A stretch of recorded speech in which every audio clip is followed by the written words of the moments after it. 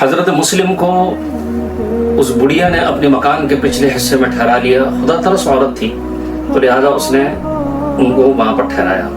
اچھا, بڑھیا کا جو بیٹا جو تھا نا, یہ ابن زیاد کے حامیوں میں سے تھا.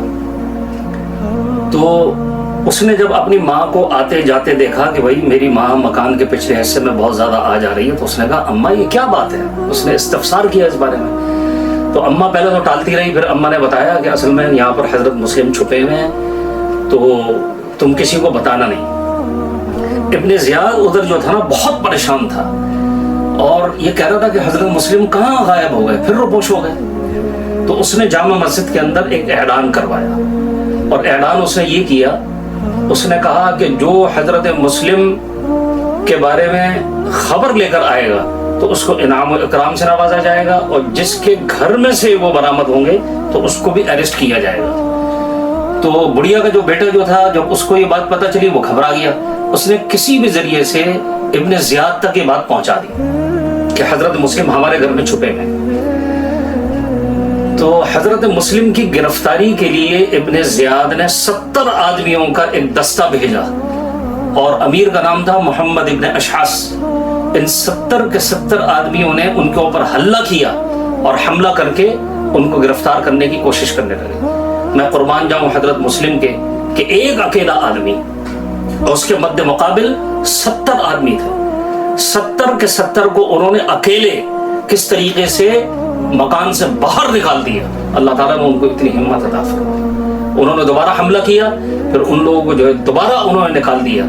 اس دوران میں حملہ کرتے ہوئے ایک آدمی نے حضرت مسلم کے اوپر ایک ایسا وار کیا کہ جس کی وجہ سے ان کا اوپر کا جو ہونٹ تھا وہ کٹ گیا, اور 2 دانت جو تھے وہ تقریباً ٹوٹ چکے تھے, یعنی بالکل اٹکے ہوئے رہ گئے اور تقریباً اپنی جڑ چھوڑ چکے تھے.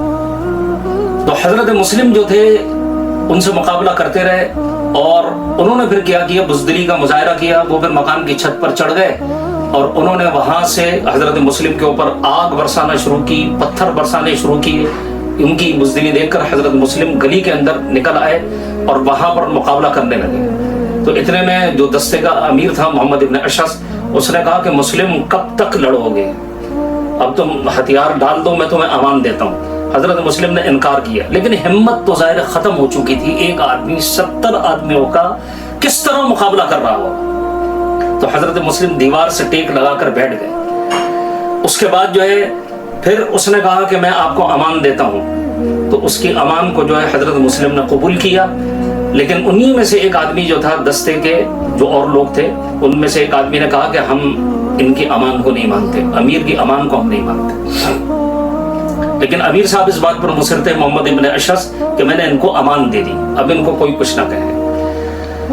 تو حضرت مسلم کو وہ لوگ جو ہے بجائے اس کے گھوڑے پر بٹھاتے خچر پر بٹھایا, ان کی تلوار بھی لے لی. جب تلوار لی تو حضرت مسلم نے کہا یہ پہلی بدعہدی ہے, یہ بدعہدی کر رہے ہو تم لوگ. تو محمد ابن اشعث نے پھر دہرایا کہ آپ کو امان ہے. تو پھر حضرت مسلم نے کہا کہ آہ بھر کے کہا کہ اب امان کہاں. تو انہی میں سے ایک آدمی نے تنزیہ طور سے حضرت مسلم سے کہا کہ جو خلافت کا مدعی ہے اور خلافت کے لیے کوشش کر رہا ہے تو اس کو تو مصائب سے نہیں گھبرانا چاہیے.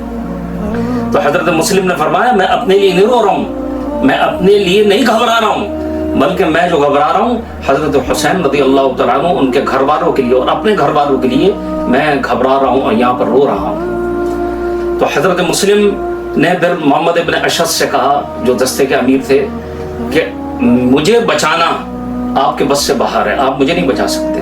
البتہ اتنا ضرور کر لیں, اتنی مہربانی کر لیں کہ میرا یہ پیغام حضرت حسین رضی اللہ تعالیٰ عنہ تک پہنچا دیں کہ اہل کوفہ نے کس طریقے سے ان کے ساتھ غداری کی ہے, اور کہاں 18,000 آدمی تھے, پھر 30 رہ گئے, پھر 29 میں سے بھی ایک ایک کر کے سب چلے گئے اور سب نے ساتھ چھوڑ دیا, اور حضرت مسلم وہاں پر کوفہ کے اندر اکیلے رہ گئے.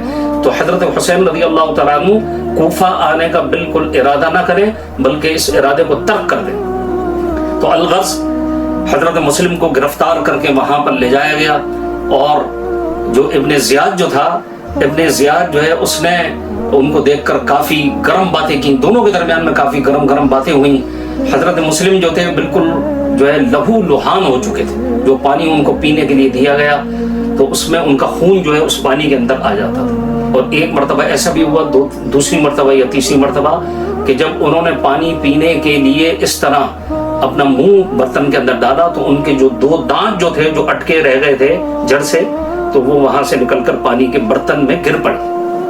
حضرت مسلم نے کہا کہ اب میں جو ہے پانی کا قصد نہیں کرتا، اللہ تعالیٰ مجھے پانی پلانا نہیں چاہتا، اب میں انشاءاللہ اللہ تعالیٰ نے چاہا، انہوں نے دل میں سوچا ہوگا کہ انشاءاللہ اب میں جو ہے جنت میں جا کر پانی پیوں گا، جنت کا پانی پیوں گا۔ تو کافی گرم گفتگو ہوئی ابن زیاد کے درمیان، حضرت مسلم کے درمیان، بہت لمبی چوڑی گفتگو ہے، ان شارٹ میں بیان کر رہا ہوں۔ اس کے بعد جو ہے ابن زیاد مشتعل ہو گیا، اور مشتعل ہو کر اس نے حضرت مسلم کو گالیاں دینے شروع کی، حضرت حسین رضی اللہ تعالیٰ عنہ کو برا بلا کہنے لگا، اور اس کے بعد ان کو قتل کرنے کا ارادہ کیا، اور ایک اس آدمی سے کہا کہ جس کو حضرت مسلم نے زخمی کیا تھا ان کے حوالے کر کے کہا کہ ان کو اوپر لے جاؤ، وہاں پر جلاد ہوگا، اور ان کی گردن کو اڑا دینا، گردن اوپر رہنے دینا، سر اوپر رہنے دینا، اور ان کے دھڑ کو نیچے پھینک دینا۔ حضرت مسلم نے اس سلسلے میں بہت احتجاج کیا، لیکن کسی نے بھی نہ سنی۔